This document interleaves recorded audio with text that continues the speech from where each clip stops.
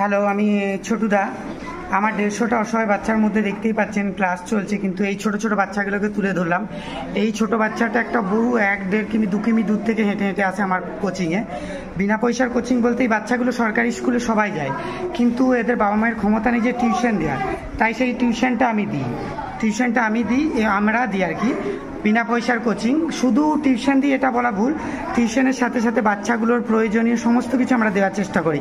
শিক্ষা সামগ্রী, পুজোয় পোশাক, পয়লা বৈশাখ পোশাক, মকর সংক্রান্তিতে পোশাক, শরীর খারাপ হলে চিকিৎসা, রোজ বিকেলে একটা টিফিন এবং মাঝে মধ্যে পুষ্টিকর খাদ্য এবং আঁকা নাচ সমস্ত শেখানো হয়।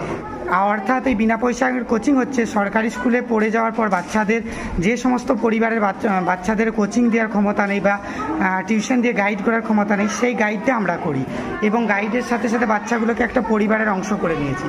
তাই দয়া করে সকলে পাশে থাকবেন, সহযোগিতা করবেন, যাতে এই পরিবারে আরও অনেক বাচ্চার দায়িত্ব নিতে পারে।